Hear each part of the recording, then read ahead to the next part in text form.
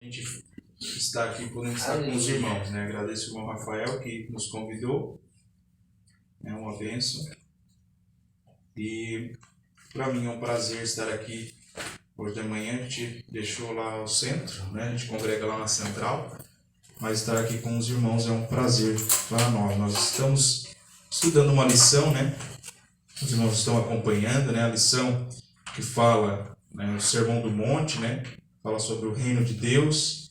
E nós estudaremos a lição de número 10.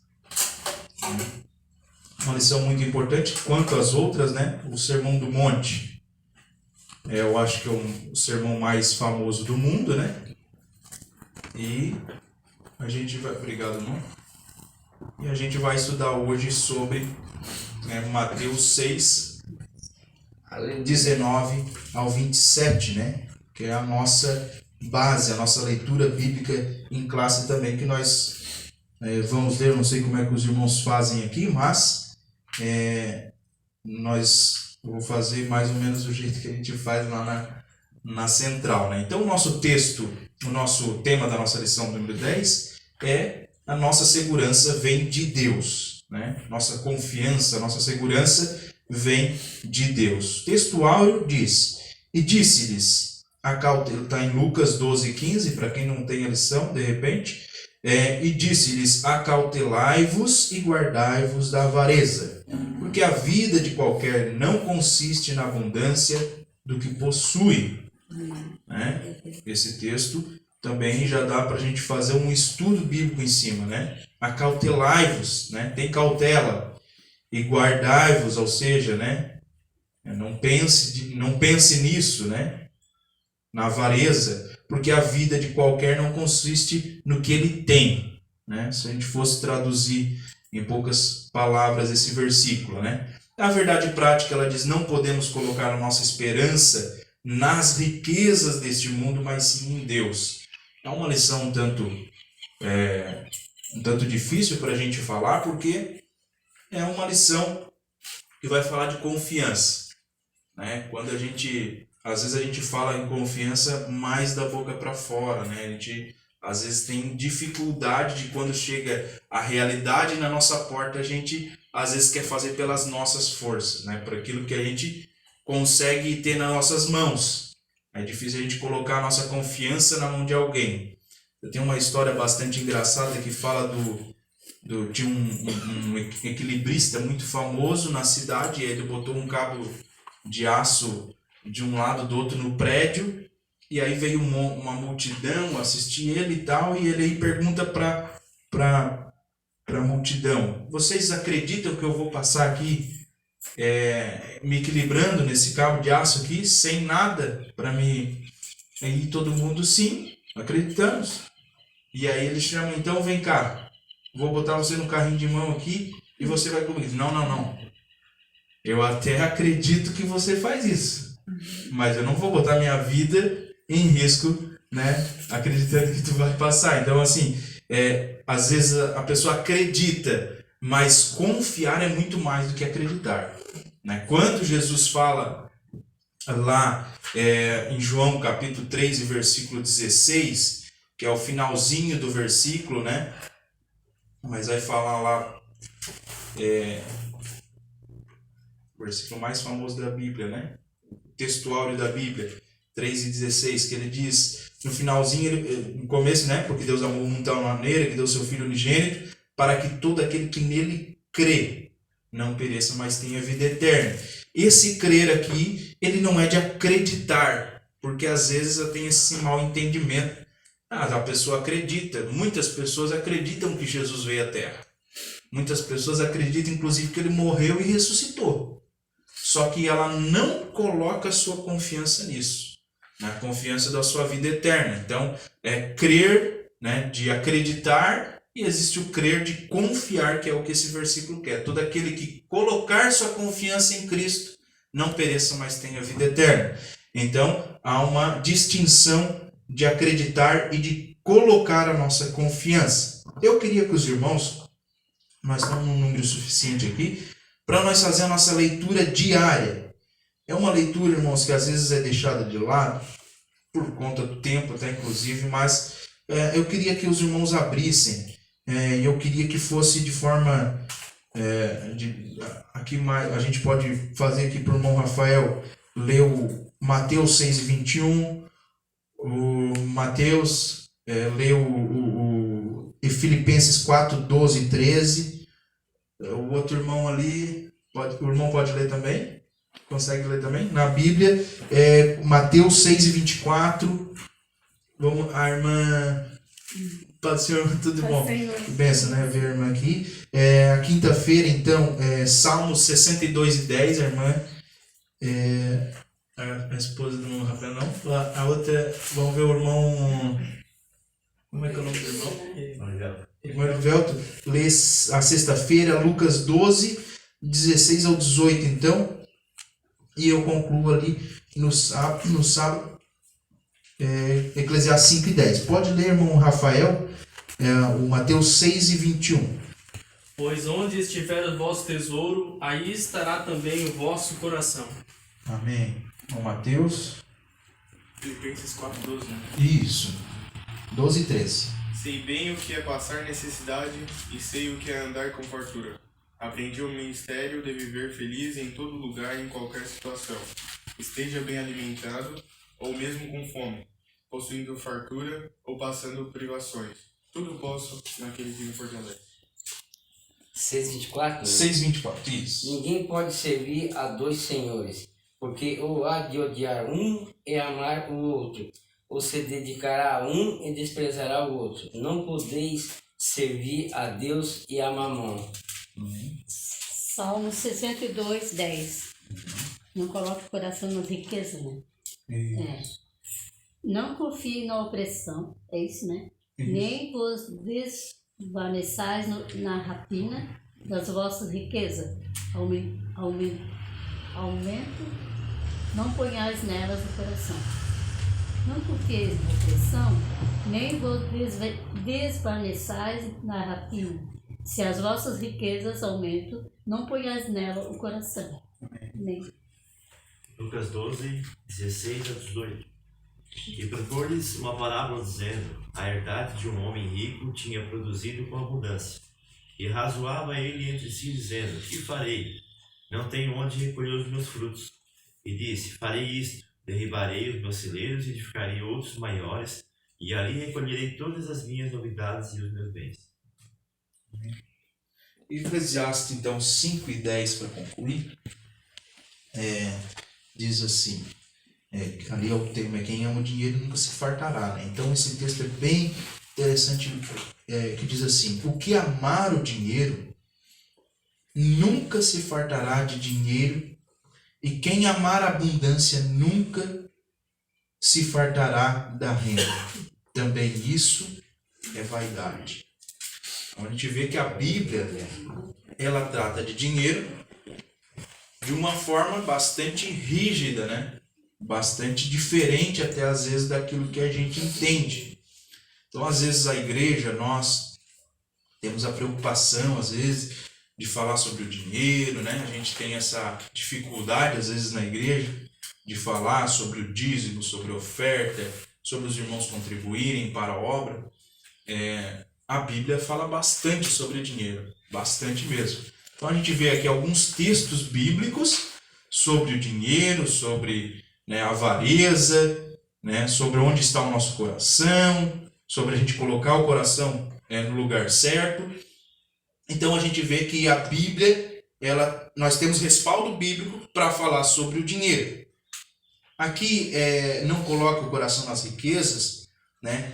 Há às vezes um entendimento um pouquinho, às vezes, errado, às vezes a gente colocar como o dinheiro como o vilão. Né? O dinheiro ele não é um vilão, o dinheiro ele é bom, né? Ele é bom ter e ele é o nosso servo, o dinheiro. O dinheiro ele deve nos servir e não o contrário, nós servirmos o dinheiro. Então, quando fala, por exemplo, às vezes a pessoa fala de forma errada, que eu ouvi essa semana, eu não lembro quem que falou, alguém famoso, não sei se foi algum político, que falou, o dinheiro é a raiz de todo mal. Mas não é verdade. O dinheiro não é a raiz de todo mal, mas sim o amor ao dinheiro. Então, o amor ao dinheiro, sim, ele é a raiz de todo mal. E a Bíblia fala isso, depois nós vamos ver logo ali na frente. Então, o amor ao dinheiro é a raiz de todo mal. Né? Pode ver, né, a pessoa às vezes rica, milionária, tem muito dinheiro e cai na corrupção. Porque ela ama aquilo, ela deseja aquilo não sai da cabeça dela. Ela dorme pensando naquilo, dorme pensando no dinheiro, ama aquilo é tudo na vida dela. Inclusive é um Deus que a Bíblia chama de mamon, né? Tu amar aquilo, idolatrar aquilo ali, é onde está o teu coração. Idolatria não é apenas um santo, né? Alguma coisa que você... Não, é aquilo que toma lugar, espaço no seu coração. Que toma o lugar de Deus no seu coração. Então, idolatria é isso. Idolatria pode ser a sua casa, pode ser a sua casa na praia, pode ser o seu carro, que aquilo ali toma o teu tempo, toma o teu dinheiro e toma o lugar no teu coração. Então, nós devemos tomar cuidado com a idolatria. Não é pecado a gente ter dinheiro, né? Ter riqueza. O pecado está em o dinheiro nos possuir. Então, isso é o que nós temos que tomar cuidado. Mateus 6, 19 ao 27, então, é a leitura bíblica em classe.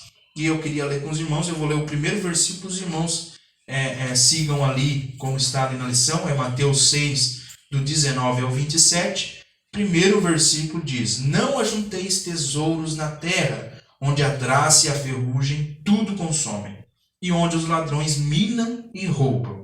Mas ajuntai tesouros nos céus, onde nem a traça nem a ferrugem consomem, e onde os ladrões não minam nem roubam. Porque onde estiver o teu tesouro, aí também estará o teu coração. A candeia do corpo são os olhos, de sorte que os teus olhos forem bons, todo o teu corpo terá luz. Se, porém, os teus olhos forem maus, o teu corpo será tenebroso. Se, portanto, a luz que a ti há são trevas, quão grandes serão tais trevas? Ninguém pode servir a dois senhores, porque há de odiar um e amar outro, ou dedicar um e desprezar o outro. Não pode servir a Deus ou homem. 25, pode ler? Por isso vos digo, não andeis cuidadosos quanto à vossa vida, pelo que haveis de comer ou pelo que haveis de beber, nem quanto ao vosso corpo, pelo que haveis de vestir. Não é a vida mais do que o mantimento e o corpo mais do que a vestimenta? Olhai para as aves dos céus, que não semeiam, nem cegam, nem ajuntam em celeiros, e o vosso Pai Celestial as alimenta. Não tem de vós muito mais valor do que elas? Vamos ler todo mundo junto, o 27 então? E qual de vós poderá, com todos os seus cuidados, acrescentar um côvado à sua estatura? Amém. Então, a leitura bíblica em classe, essa leitura que nos dá respaldo. Se nós concluíssemos aqui a lição, já estaria muito bom, porque nós apenas lemos a palavra de Deus. Então, não haveria tantos erros, às vezes eu vou cometer algum aqui. Então, se a gente parasse aqui, seria melhor do que continuar, né? Mas a gente lê os textos bíblicos, né? A leitura em classe, a leitura diária, que essa leitura aqui, na verdade, a leitura diária, ela é muito importante, porque você vem todo dia da semana, amanhã, por exemplo, vai ter uma leitura bíblica da outra lição. Então, se a gente, às vezes não precisa, você às vezes não é professor, né? Não precisa talvez estudar toda a lição, não quer ler, não tem tempo, mas se você lê o versículo diário, a leitura diária, todos os dias ali, segunda a sábado, de segunda a sábado, você vai estar por dentro de toda a lição. Vai estar por dentro do assunto que será estudado na nossa lição. Já entrando aqui na nossa lição, né, a gente tem a nossa introdução, que diz assim: na lição de hoje, né, nesse domingo, veremos que jamais devemos colocar a nossa esperança nos bens materiais, mas sim em Deus, né? Então, fala aqui de nós colocar a nossa confiança no que a gente tem, né? a gente, se a gente quiser saber quanto que nós temos diante de Deus, né, de verdade, nós temos que fazer o seguinte, o que é nosso e o que nós podemos levar dessa terra. O que nós temos e o que nós podemos levar. Então isso é o que de fato nós possuímos de verdade, é o que nós podemos levar. O que nós podemos levar dessa terra? Né? O que nós vamos levar daqui? Não adianta o rico, o pobre, o branco, o amarelo, o negro, o azul, né? Não importa. Não importa quem nós somos. O que nós vamos levar daqui? Né? Tem uma história engraçadinha que tinha o irmão rico na terra, o irmão rico na terra, o irmão mais pobre. E aí eles chegaram no céu e aí o rico passou na frente e aí tinha uma mansão do pobre. E aí ele disse, mas eu moro lá numa casinha, né? Lógico que isso é não tem casinha pequenininha no céu, mas ele disse, mas eu moro ali. Daí perguntou, mas como que eu moro? Eu era rico lá na terra, como é que eu moro aqui? O outro ali, quando estava lá, ele enviou aos pouquinhos. Foi enviando um tijolinho, foi enviando uma telha. Então ele foi enviando aquilo. O tesouro dele não estava na terra, estava no céu. Estava na vida eterna. Ele pensava na vida eterna. Não existe mandar tijolo para o céu, mas não existe terreno no céu para comprar. Mas é só uma figura de linguagem para a gente entender do que a gente possui, né, de verdade é o que nós aplicamos no reino de Deus. É aquilo que nosso tempo, nosso dinheiro também, no reino de Deus. Né? E, para a gente concluir aqui a introdução, tal ensinamento não significa, Jesus ensinou a respeito do dinheiro, né? Nós não damos tesouro neste mundo, e sobre ansiedade. Né? Ansiedade é a nossa mente andar mais rápido do que a nossa vida está andando de fato. Né? A nossa mente está lá na frente. Então eu sou ansioso. Isso tem realmente pego muitas pessoas, né? A ansiedade tem feito parte da nossa sociedade de forma... Eu acho que o tempo que a gente mais vive ansioso é agora, por conta de que o mundo, as notícias realmente elas estão andando mais rápido, mas tem pessoas que elas são, né? Elas estão lá na frente pensando no que vai acontecer, o que eu posso fazer e tal, e elas deixam aquilo dominar elas e às vezes nem vai acontecer ou nem iria acontecer. E aquilo é ansiedade, aquilo é a nossa mente está lá na frente, mas a vida está correndo de forma, né, devagar, não é tudo isso. Então, ansiedade é a nossa mente correr mais rápido que a nossa vida. Tal ensinamento não significa que não podemos ter bens materiais, mas mostra que devemos ter cuidado com a avareza, pois o amor do dinheiro é a raiz de todos os males. Então, nós já falamos um pouco disso aqui, né? Então, nós devemos depender da misericórdia de Deus, né? E andar um dia de cada vez.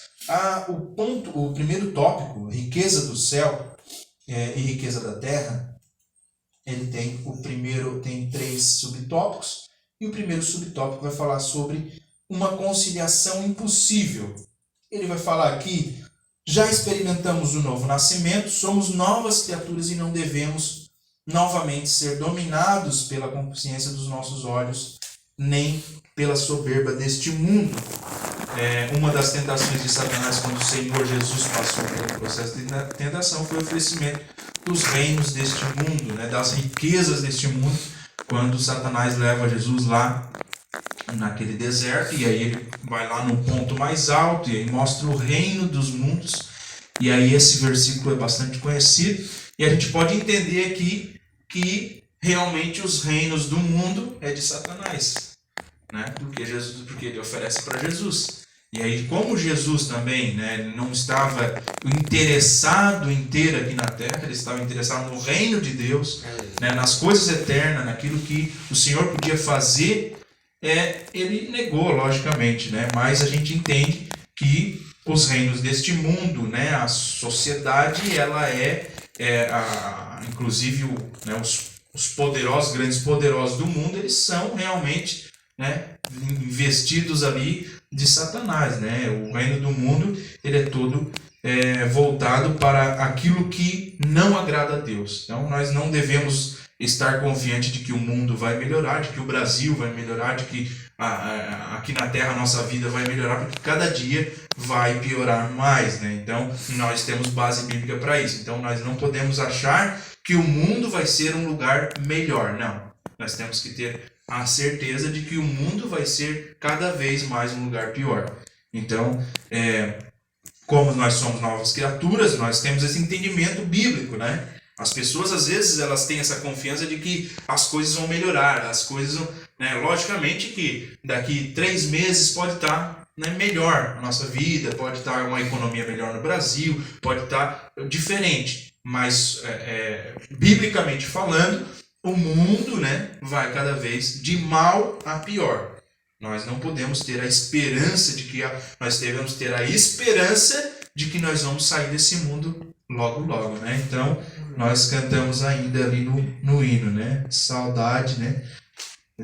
De nós estarmos com Cristo, né? Então, o ponto principal aqui deste tópico, nós podemos dizer que ali não tem parágrafo, mas tem dizendo assim: o crente precisa estar consciente de que não é possível agradar a Deus e aos homens, servir a Deus e a Mamon, né? Que significa dinheiro e cobiça. Se nossos corações não estiverem purificados pelo sangue do Cordeiro, andaremos em direção oposta. Então, o que